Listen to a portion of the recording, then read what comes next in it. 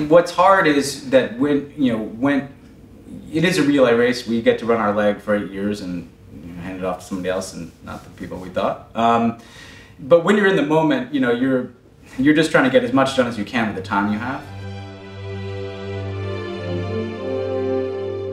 I think what you do realize is that there's certain guardrails that are built around things that you do, right? So we have pulled out of the Paris Climate Accord.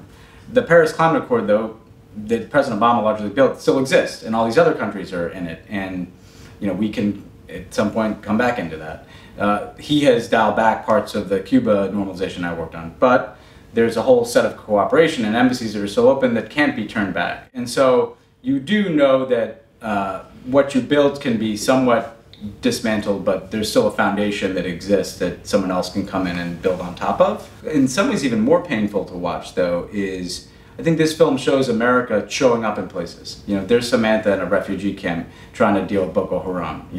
There I am in Cuba or Southeast Asia. There John Kerry is every day trying to get something done, right?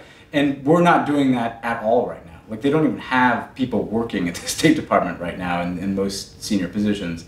And that means nobody's showing up because, China is not going to try to deal with Boko Haram in Cameroon. So the thing that is more upsetting even than certain policies is just feeling that nobody's turning up representing America to try to help solve these very hard problems. And the only other thing I would add, agreeing with everything there, is, and it really struck me yesterday seeing it in the big screen, is the diversity of our teams, which in prior watchings I never really noticed, because it's just, of course, you're working with your Muslim American assistant, your African American senior advisor, and you don't even, if you're in the administration we worked in, you're not even thinking about that. That's just America, and you're working with America. Of course, the complexion of and the demographics of the administration at the political level, those have changed a lot in the Trump administration, goes without saying.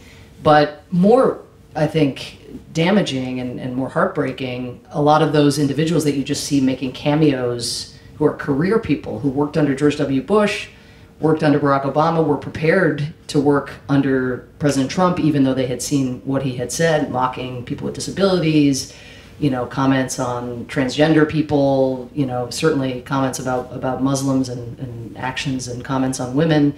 They were still prepared to stay. And they were prepared to try and be part of this effort because they believe in America, and they believe that they have a role to play with this administration just as they had in past ones. And now he and his team have shown so little respect for their views, for the virtue of bringing America to bear in representing America every day, that many of those people are leaving. And so not just at the political level, but at the career level, I think you're going to start to see just a very different or let's just say one slice of America represented in the fiber of the American government.